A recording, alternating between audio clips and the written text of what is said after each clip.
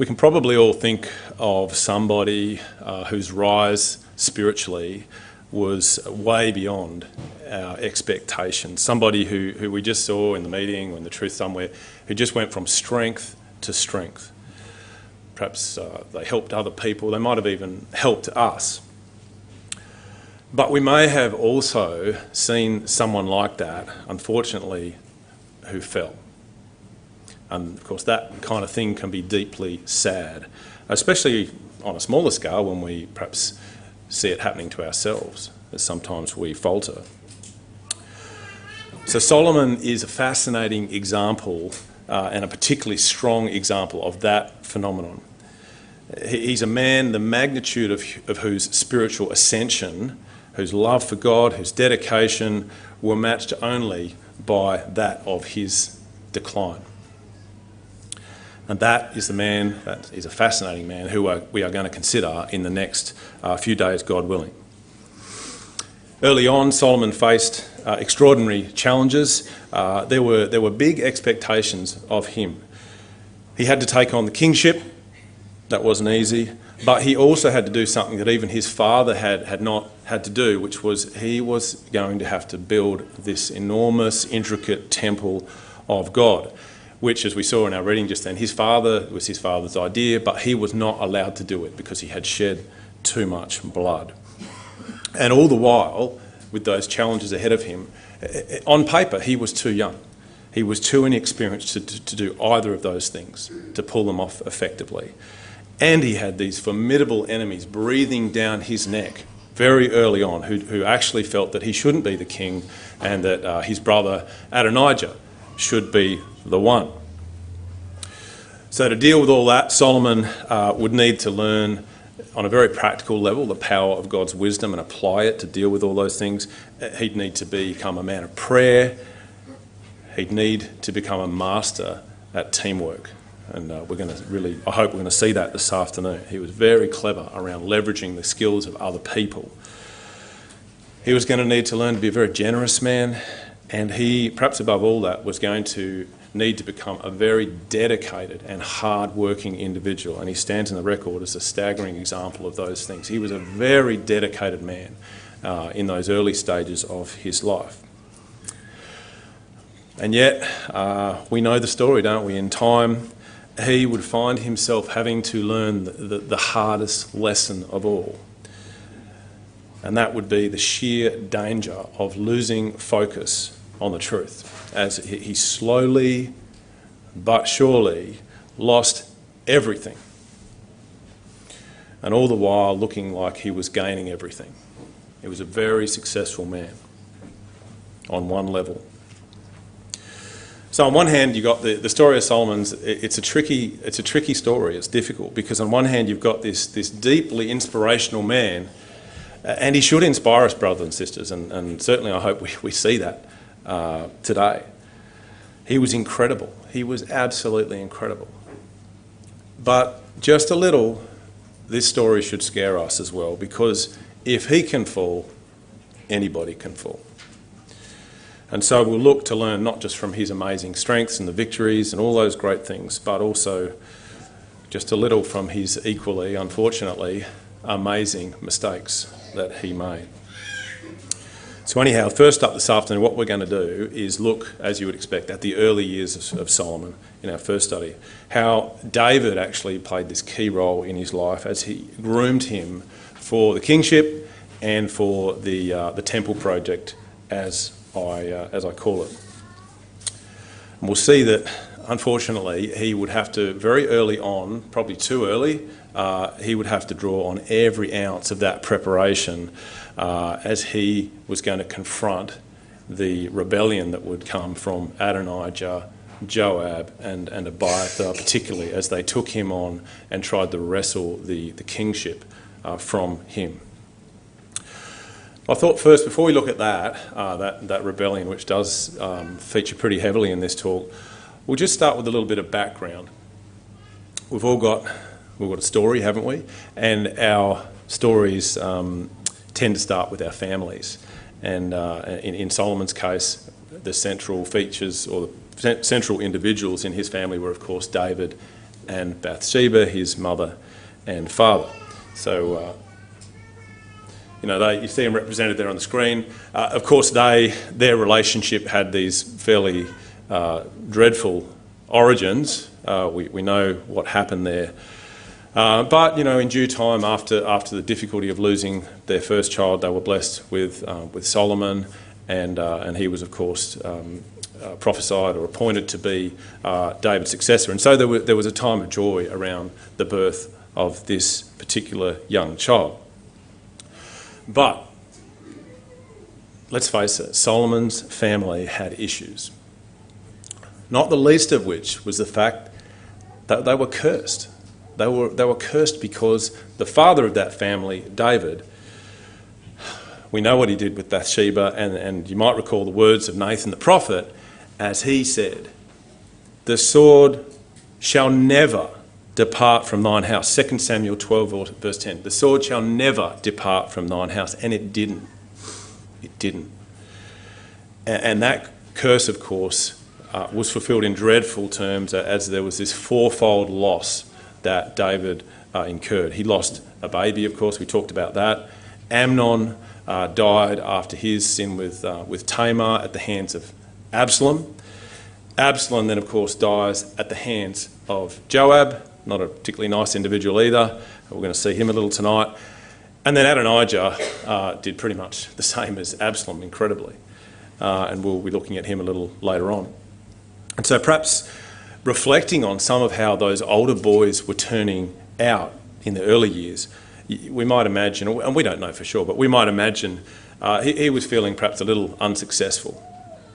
Because the curses aside, there is evidence in the record that he had been a little bit absent from his children, and that much is inferred in 1 Kings 1 verse 6. We're going to, you can turn it up, we will be in 1 Kings 1 a fair bit, but we're going to jump to Proverbs in a second, so it's up to you. I'll just read you 1 Kings 1 verse 6, that his father, speaking of Adonijah, it says, his father had not displeased him at any time in saying, "Why hast thou done so?"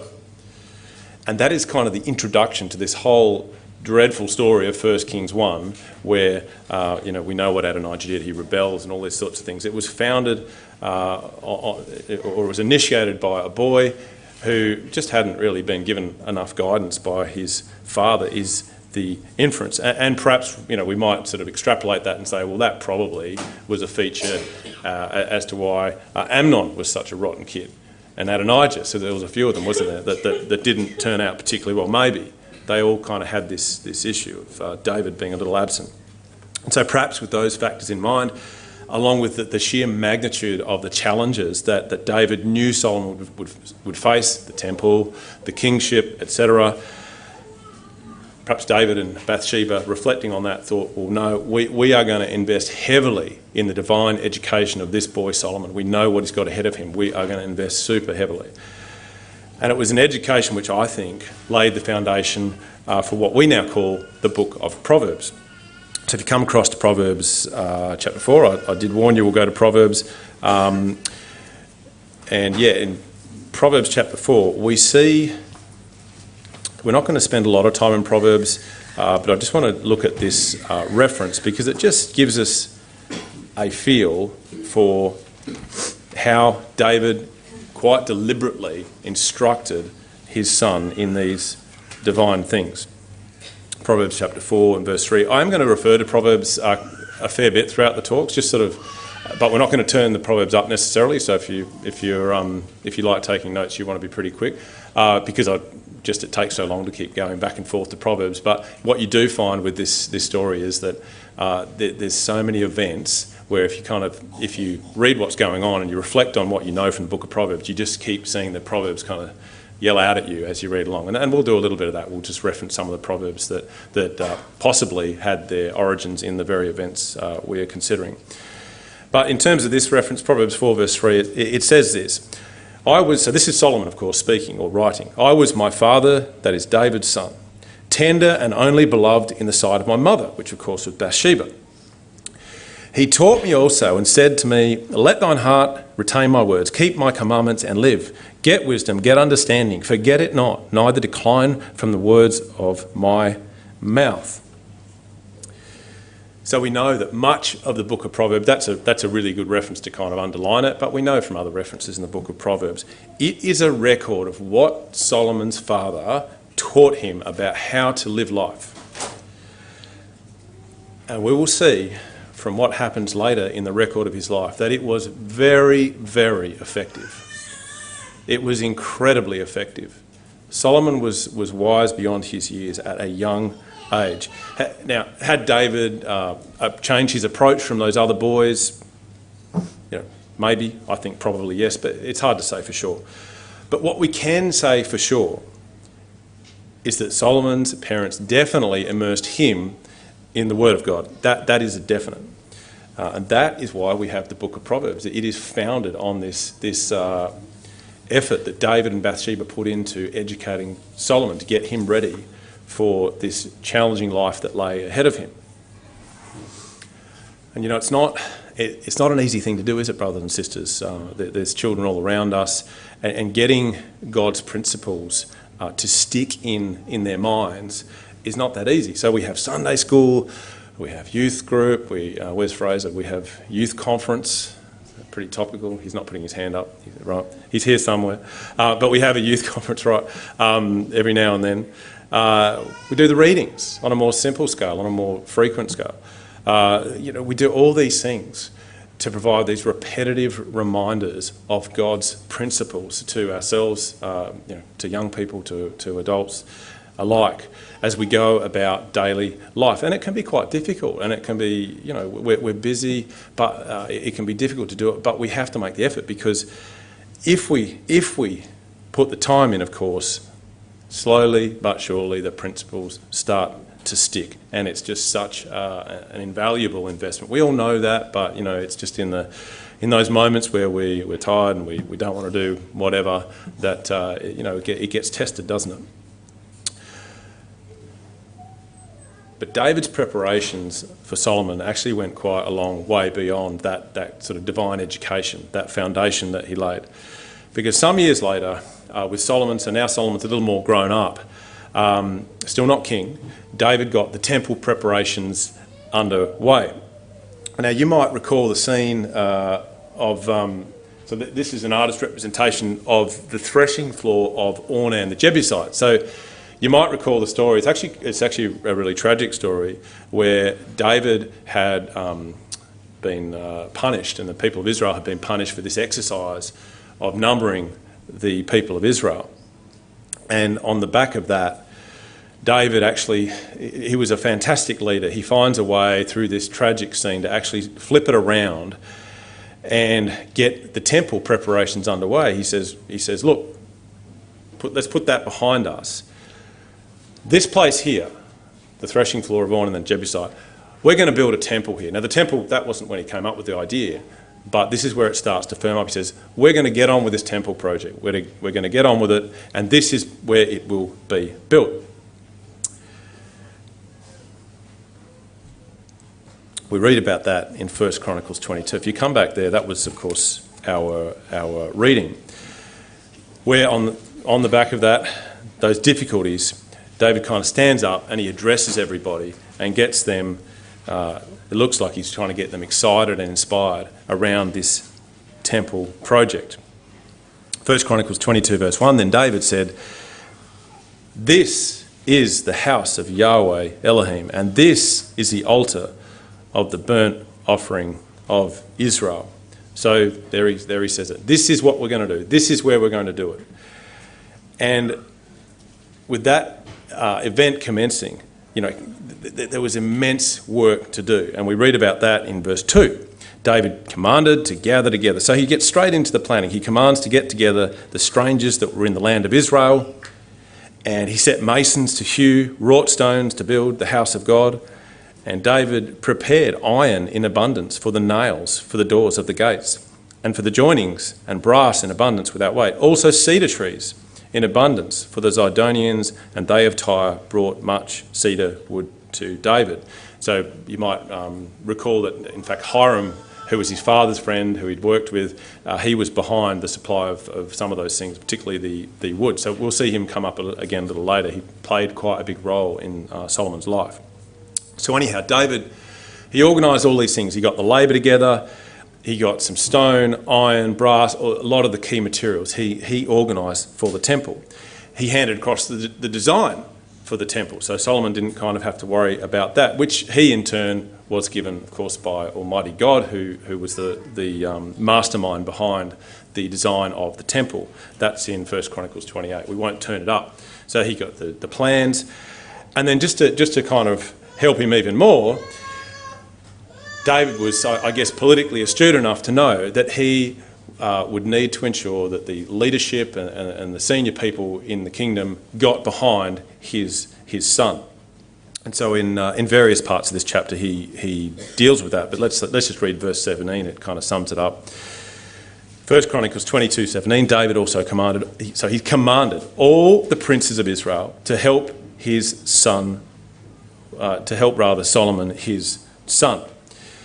So he makes sure that they get behind the effort as well, which would have been helpful for Solomon. So David did a lot of things. On a personal level, he got involved quite heavily straight away in ensuring the project kind of stood up effectively. And I find that kind of interesting because if you reflect on this, it's almost a little bit strange, given what we said before, that he had actually been rejected from doing this job.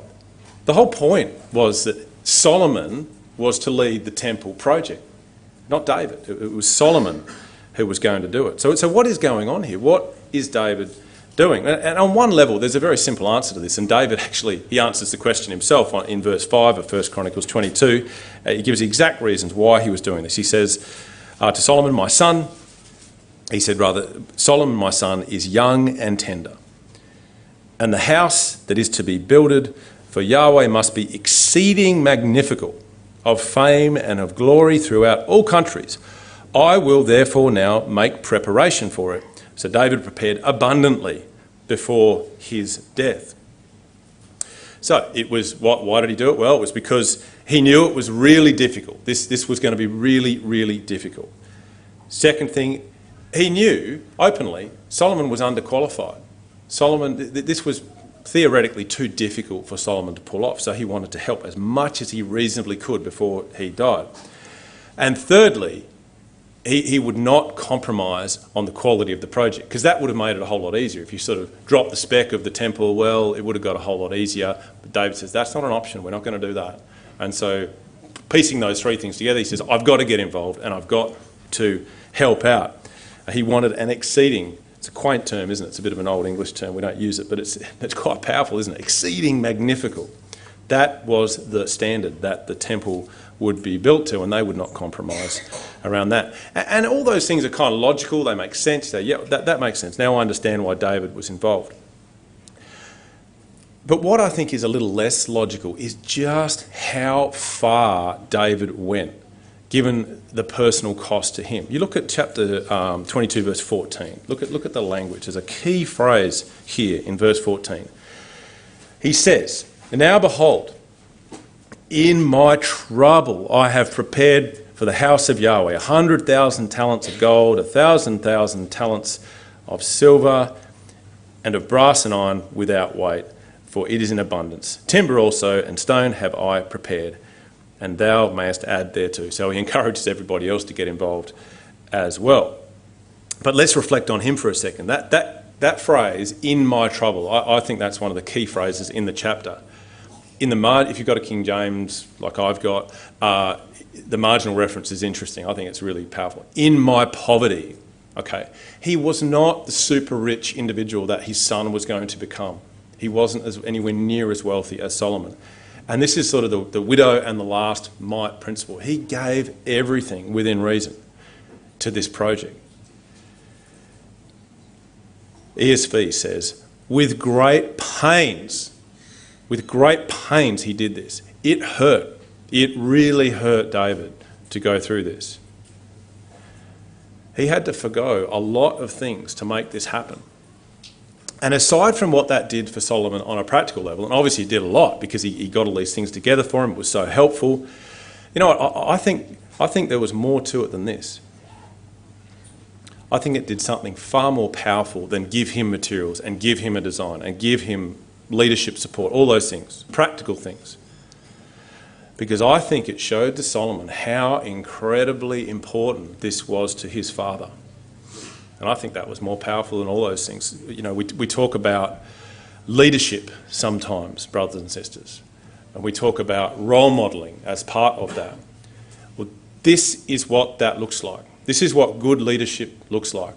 This is what good role modelling looks like. It is something that is seen in action. It is something that is seen in personal sacrifice. It's like David is saying to Solomon, the truth, this temple, our God, they are really important to me. They are really, really important. What a great example this is. This is real leadership. And any of us can do this. But just to take the point to a whole nother level, think about this. David had been rejected from doing this. This was his idea. What a brilliant spirit. You know, what would you do? What would I do in this situation? You come up with this great idea, something here at Wilston, and someone kind of, if you had the wrong frame of mind, kind of steals it off you and runs off with it, and you just sit back and watch them kind of enjoy doing this and, you know, getting all the credit so-called, all that sort of thing. We tend to get pretty annoyed when we don't get our way around things like this, don't we? But David, he just didn't. That was just a foreign way of thinking to him. He did not think like that. So like him, you know, we've got to back up all the talk. We talk a lot, got to back it up with actions, and there have got to be actions that demonstrate to especially to children, especially to people we're looking to lead, that we're focused on the truth. Sometimes, and sometimes it'll be with great pain, like it was for David.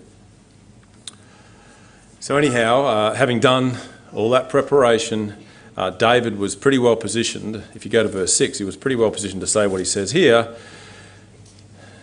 which is that he asks now Solomon to take up the mantle. Then he called for Solomon his son, and he charged him to build an house for Yahweh, God of Israel. And I think that word then is significant, isn't it? On the back of verses 1 to 5. Only after he had set that initial example, doing all those things, getting all the materials, all that sort of thing together, did David demand the same thing of his son. And it's just what we've been talking about, isn't it? Leading by example.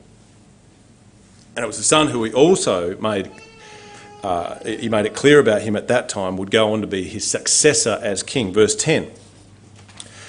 He says, so everyone knows it, this is actually David quoting God, he shall build an house for my name, and he, speaking of Solomon, shall be my son, and I will be his father. Obviously there's a type of Christ here, isn't there?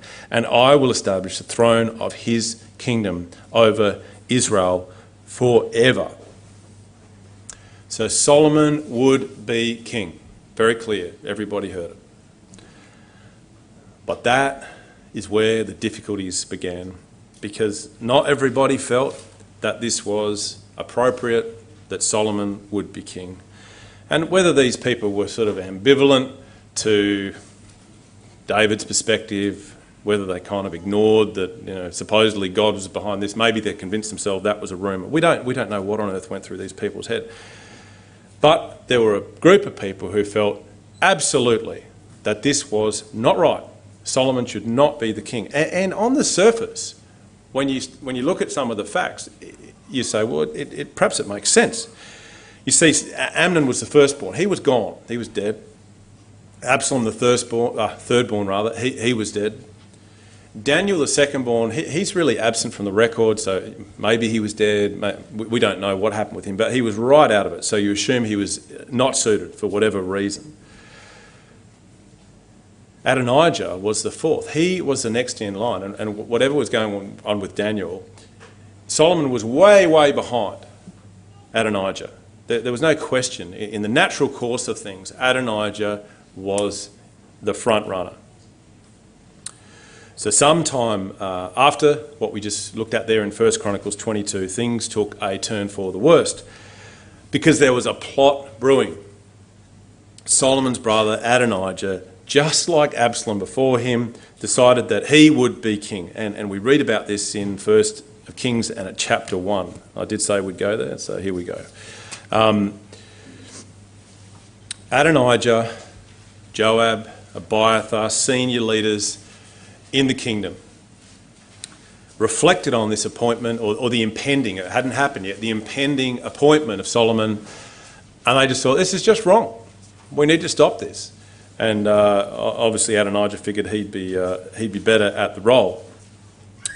And so in verse 5 we read about that, where it says, Adonijah, the son of Haggith, exalted himself. So there's no doubt the divine record's pretty straight up about the motivation. He was a proud young man, and that was something he had in common with his brother Absalom.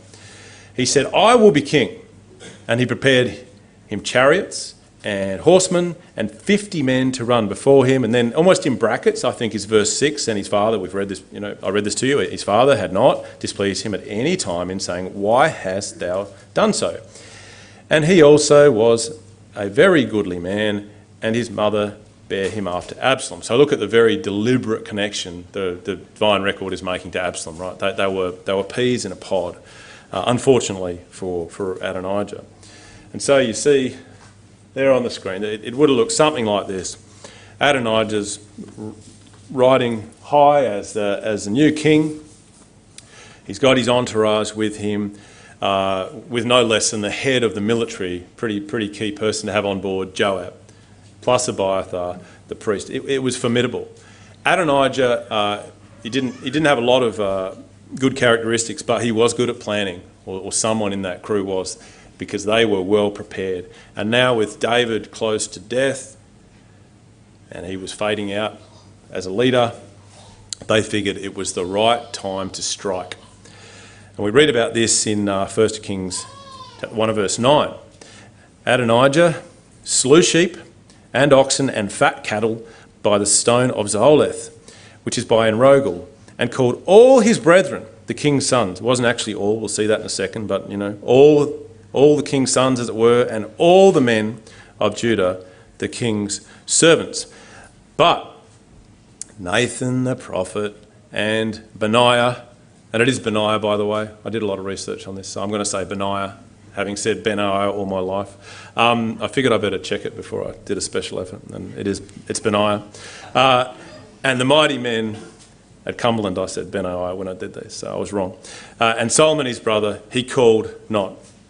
So they went to the Serpent Stone at Zoheleth in Enrogel, which is sort of southwest there of Jerusalem. And it was this big gathering arranged by Adonijah. And it was to celebrate his coronation. He was king. And there was all this excitement around this event. New king. But also, we might imagine there was just a little bit of tension at that party, as people kind of looked around and saw who wasn't invited. There was an elephant in the room at this party. Solomon, Benaiah, and Zadok were all conspicuously absent from the invite list. Let's just backtrack to verse 8, we'll see. But Zadok the priest, and Benaiah the son of Jehoiada, and Nathan the prophet, and Shimei and Ray, and the mighty men, so these are the elite warriors, which belonged to David, were not with Adonijah, which to me kind of proves that Adonijah, deep down at least, he knew that David didn't really support this. He knew that. He was rubbing against what his father wanted. As much as he might have justified this to himself, deep down, the exclusion of those people tells you that he knew David wasn't on board with this. So it was a nasty plan, as Adonijah turns God's people, turns the senior officials, turns Solomon's own family against him in this awful plan that I think above all things shows complete and utter disrespect for his father, because he knew what his father wanted. It was so disrespectful, and again, it's something he had in common with Absalom. They had no respect for their father, and it killed them in the end. It killed them. But Solomon wasn't finished just yet, because amidst all that excitement, all the partying about the new king, Adonijah, The prophet Nathan, who was, of course, a loyalist to David, a true loyalist, well, he heard what was going on. And he didn't go and sort of engage Adonijah at that point. He figured that wasn't going to be very effective. And instead he went and spoke to Bathsheba. And she, in turn, headed off to David's throne room. And you can imagine it would have been quite a scene. She would have been distraught because David had promised her that her son would be king. And I don't think that's necessarily why she would be distraught. She would be distraught because she knew that her life and Solomon's life were now under threat. This could be the end of them, because being the key threat, of course, to Adonijah, first thing you'd expect him to do is execute them. And that's exactly what Adonijah thought was going to happen. So she's pretty upset. So she tells David what Adonijah had done, and then she appeals to him to intervene. Look at verse 20. Thou, my lord, she says, O king, the eyes of all Israel are upon thee, that thou shouldest tell them, who shall sit on the throne of my lord the king after him? Right? Now, he'd already told everybody, but tell them again, she's saying, because they didn't listen. Nathan then chimes in, he gets involved, and he backs up her appeal. Nathan says, My lord, O king, hast thou said, Adonijah shall reign after me, and he shall sit upon my throne? Of course he hadn't. He said nothing of the sort. You wonder if Adonijah and co had sort of spread some rumours about that. We don't know.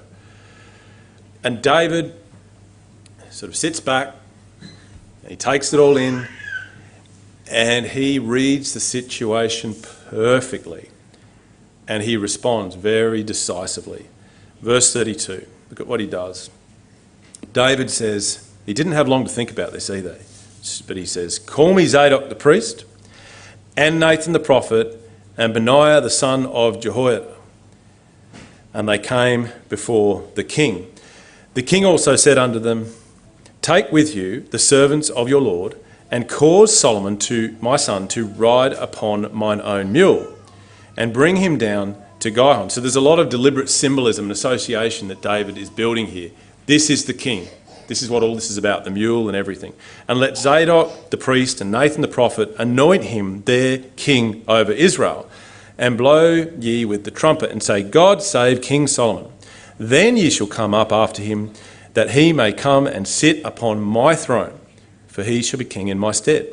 And I have appointed him to be ruler over Israel and over Judah.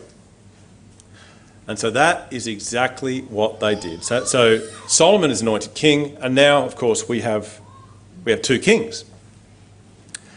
Now, as an aside, it's just interesting to note that this coronation in 1 Kings chapter 1, this first coronation, it was a pretty rushed affair. You would imagine that's the case, because they were moving quickly to snuff out the momentum of what Adonijah was doing. It was a tactical thing to anoint him. They weren't intending to do it that day. It's actually followed by a second coronation, which is recorded in 1 Chronicles 28 and 29, which is a lot more of a regal affair because it was planned properly. And I just say that because it's really helpful to know that, because when I was first looking at this, I didn't know that, and I found it really hard to get the chronology to work. The reason it doesn't work is because there's two coronations. Once you know that, it all clicks quite nicely.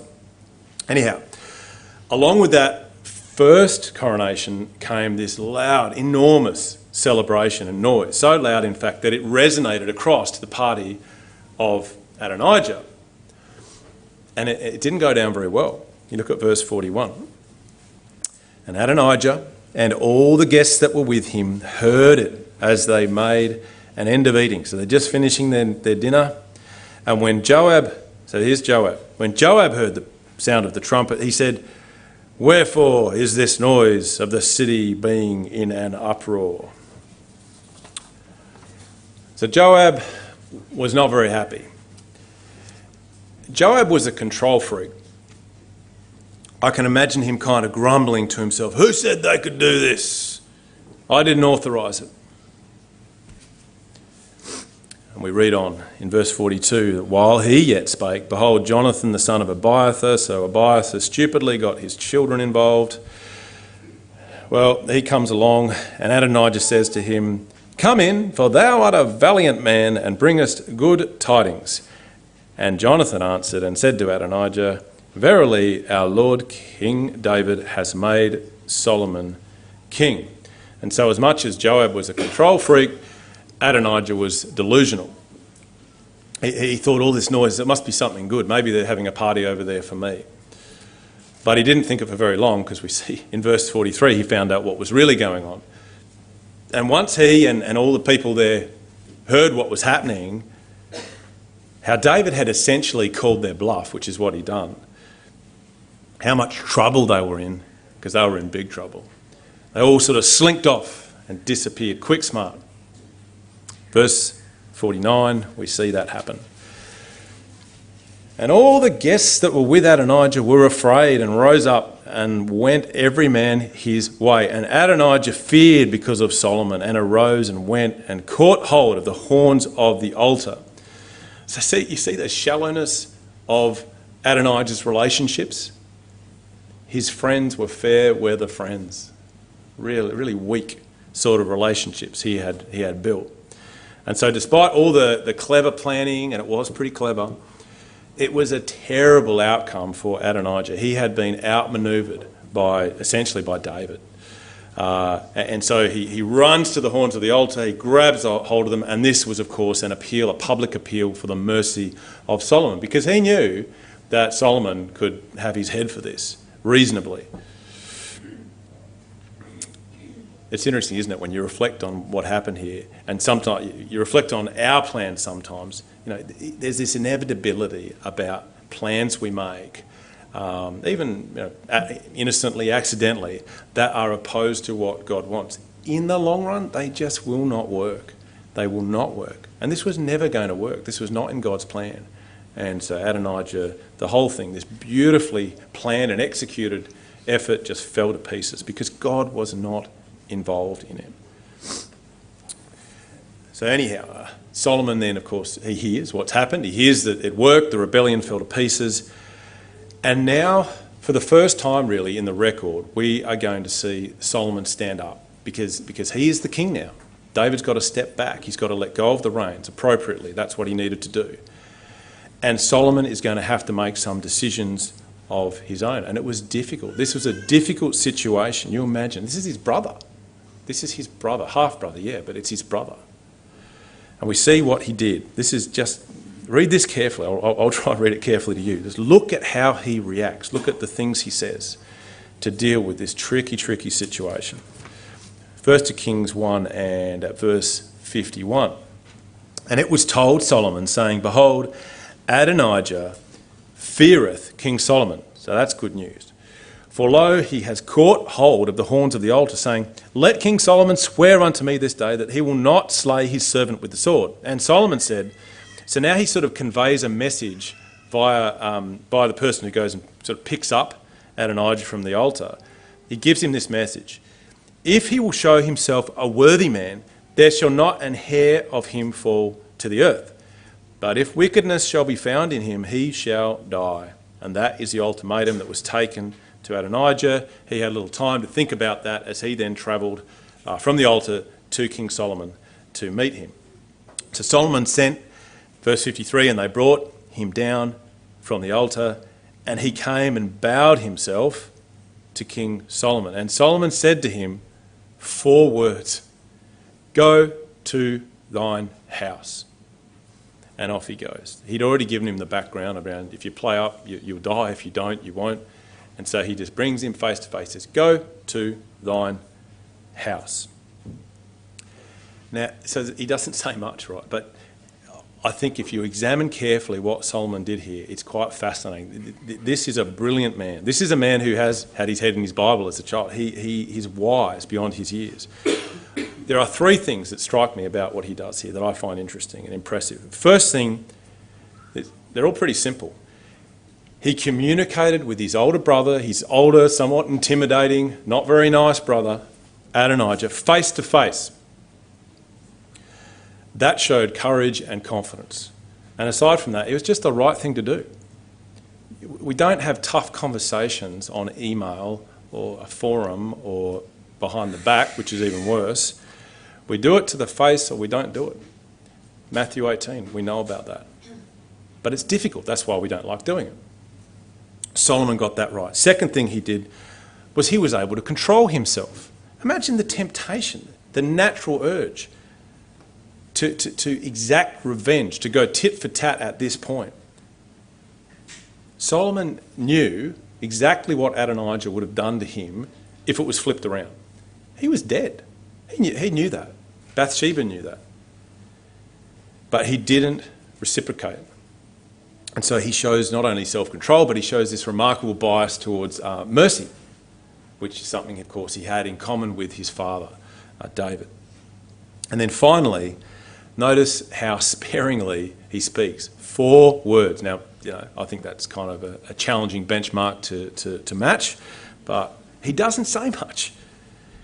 And this is a characteristic of wise people that he would later write about in the book of Proverbs. Wise people don't say that much. A fool is known, even a fool is counted wise, rather, when he holds his tongue.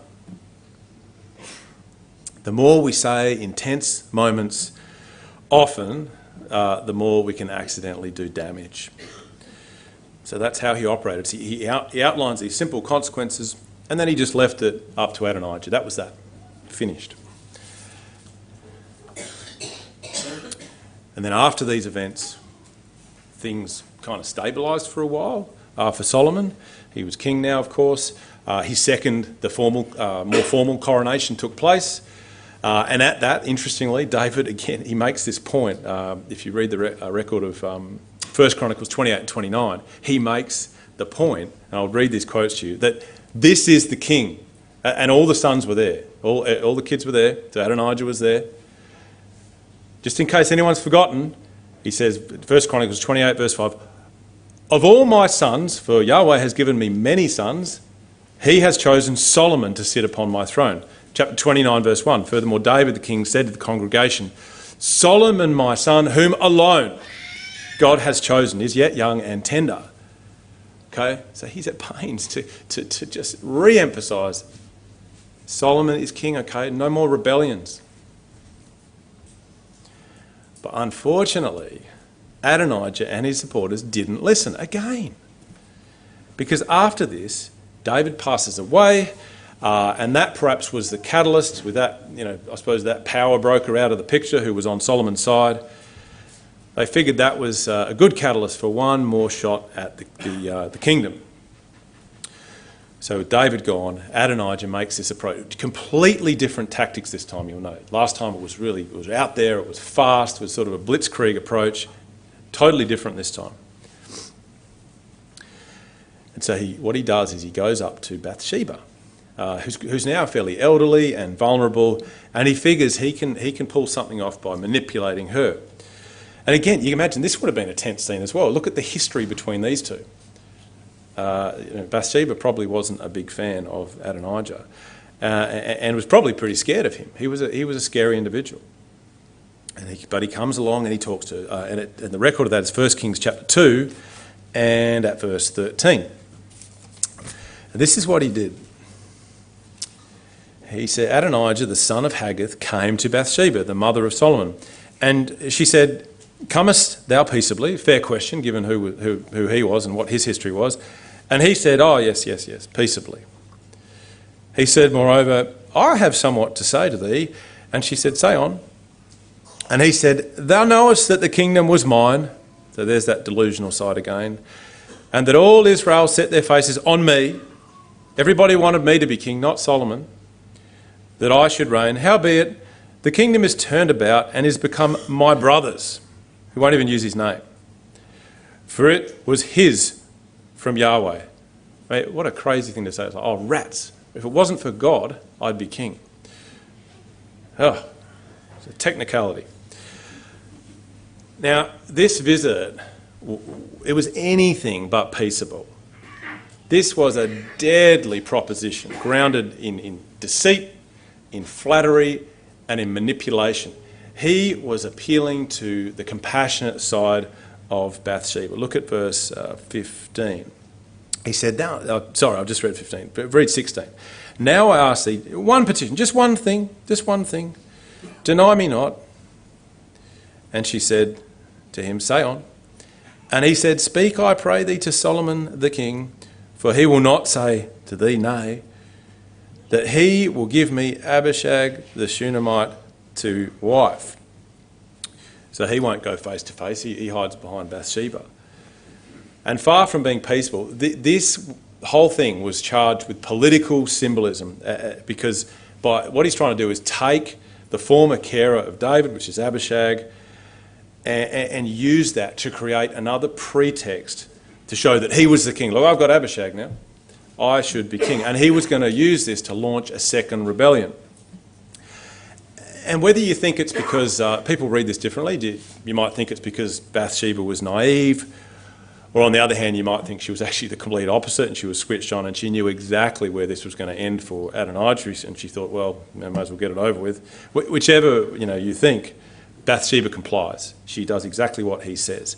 Verse 18, Bathsheba said, well, I will speak for thee unto the king. So she said, okay. Bathsheba therefore went unto King Solomon to speak unto him for Adonijah, and the king rose up to meet her. So look at the respect again, the respect for his parents. He shows his mother here. He rises up to meet her, bows himself to her, sat down on his throne, and caused a seat to be set for the king's mother. And she sat on his right hand. Then she said, I desire one small petition of thee. So it's almost verbatim what she was asked to say. I pray thee, say me not nay.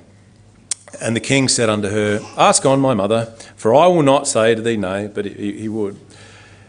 And she said, let Abishag the Shunammite be given to Adonijah thy brother to wife. So she walks in, and she makes the request. As I said, pretty much verbatim. But as soon as he hears it, Solomon calls it for exactly what it was. It was a play for the crown. And so verse 22, he answers and he says to his mother, and why dost thou ask Abishag the Shunammite for Adonijah? Ask for him the kingdom also, for he is my elder brother, and even for him, and for Abiathar the priest, and for Joab the son of Zeruiah. So he knew exactly what this was about. He knew exactly who was involved. I guess he'd been watching them.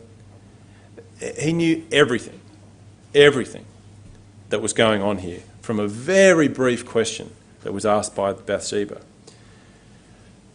Solomon was an incredibly perceptive man. And in that sense, I think he types our Lord Jesus Christ, who we know, John 2:25. He knew what was in man. Our Lord could read people like a book. They were like an open book to him. And Solomon had that gift. He could just look at someone. He could tell what was going on. He could watch people and he could figure out the machinations.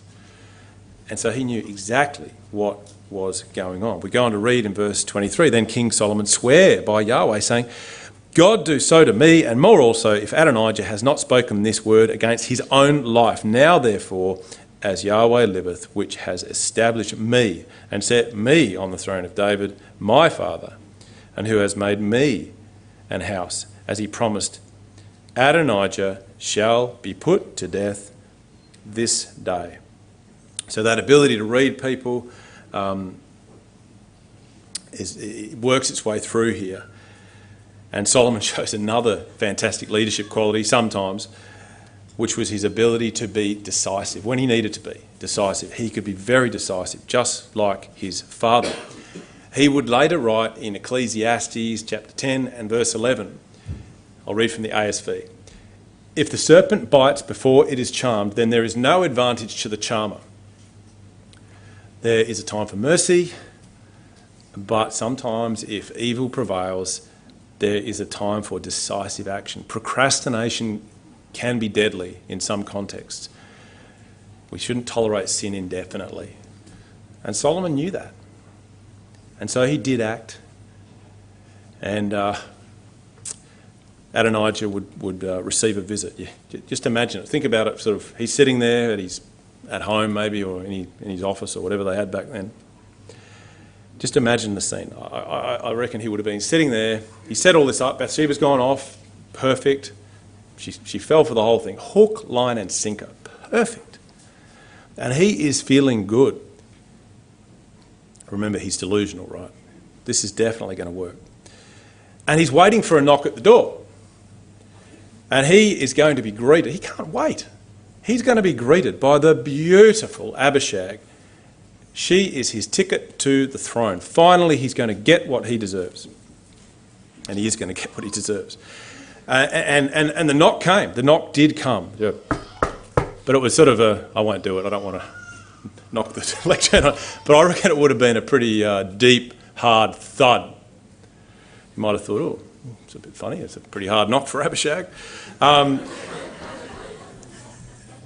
He's sort of, oh, okay, she's keen. And at that point, he sort of straightens his hair up and, yep. And he goes and answers the door. But it wasn't Abishag. It was someone considerably less attractive than Abishag and vastly more scary. It was Benaiah. It was Benaiah. And Benaiah was lethal. He was the head of the Cherethites and the Pelethites, and they were the king's elite bodyguards.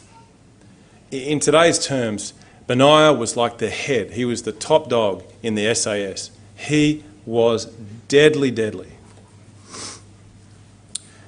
Let's have a look.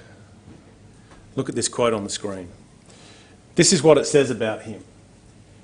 He slew 2 lion-like men of Moab. He went down also and slew a lion in the midst of a pit of snow. And he slew an Egyptian, a goodly man, and the Egyptian had a spear in his hand. But he went down to him with a staff and plucked the spear out of the Egyptian's hand and slew him with his own spear. In the equivalent record in Chronicles, it tells us that Egyptian was 5 cubits high. That is 7.5 feet tall. He was lethal. No problems. Rip his spear out of his hand and kill him. Benaiah was fearless and deadly. So having been shown the mercy he didn't deserve, I suppose, which is the definition of mercy, isn't it? From his brother, Adonijah spurned it. His scheming was over because now he dies at the hand of Benaiah. First of Kings, chapter 2, verse 25. King Solomon sent by the hand of Benaiah, the son of Jehoiada, and he fell upon him that he died. It reminds me of another proverb. It comes up a lot as you look at his life. There's proverbs scattered all through it because they were based on real life things. Proverbs 26:27. Whoso digs a pit shall fall therein, and he that rolls a stone it shall return upon him. Proverbs 26:27. And wasn't that true? Adonijah and his entourage just dug this huge pit for Solomon, second time round, and they just all fell into it proper this time. This was it. Abiathar was also waiting for a bit of good news, but of course it never came. He was fired and banished. And then there was Joab. So Joab was a little different. He actually heard what was going on before Benaiah actually made it to him. So he runs, like Adonijah had actually previously in the previous rebellion, he runs to the horns of the altar. 1 Kings 2:28. Then the tidings came to Joab. For Joab had turned after Adonijah, though he turned not after Absalom. And Joab fled unto the tabernacle of Yahweh and caught hold of the horns of the altar. And it was told King Solomon that Joab was fled unto the tabernacle of Yahweh, and behold, he is by the altar. Then Solomon sent Benaiah the son of Jehoiada, saying, Go, fall upon him. So, as I said, he was very perceptive. Solomon saw this appeal for mercy, using the altar like some kind of a trinket, like Adonijah had before him. He saw it for what it was. This was just hypocritical legalism from a man who had demonstrated zero mercy in his life. In fact, the complete opposite. He was a vile man, Joab. He was so evil. He murdered people. So this time, it was different to the first rebellion. The punishment for the would-be rebels was swift and it was severe. They had made 2 mistakes, I think. First thing was they had horribly underestimated Solomon. Okay, if they knew a fraction of how capable he was at this point, they would not have bothered trying this. But they didn't, because he had wisdom and ability that was way beyond his years, which just highlights again how deeply effective that divine education, that preparation that David and Bathsheba put him through, how effective it was. Secondly, though, I think they had this problem where they just believed it was right. Adonijah should have been king. It was just right. They didn't care what David thought. They had a just cause in their heads. And we need to be careful, don't we? Sometimes we have a just cause. Sometimes we know we're right. We just know it. We know we're right. Because when we get like that, when we get fixated and we close our minds, it can make us look kind of stupid like Adonijah. We can ignore the broader issues. We can ignore the facts. We can struggle to listen to things. Sometimes we don't even see things when we are in that kind of state. So there's a warning in the way the rebels conducted themselves here that we should reflect on. So anyhow, finally, there was one last enemy to go, by the way. Shimei, of course, he had slandered David. He was dealt with. He was let off, and then he was given a condition of staying in Jerusalem. Shimei had no integrity. Shimei, that was his problem.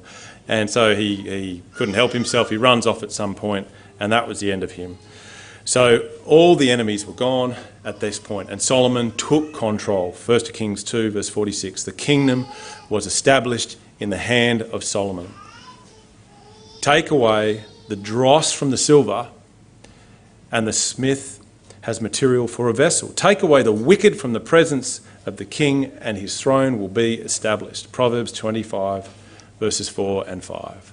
And that is exactly what Solomon did here. He gave people a chance, they blew it, and he just understood, these people need to go. They need to go. They are deeply evil and unrepentant. And I will not progress with this kingdom. I will not progress with leading these people the way I need to, with these individuals breathing down my neck. And so he acted. And so Solomon got off to a brilliant start, courtesy of that fantastic work his parents did. And we're going to see in the next study how he would build on that fantastic start and do some just incredible things for God. And we'll look at that in our next session, God willing.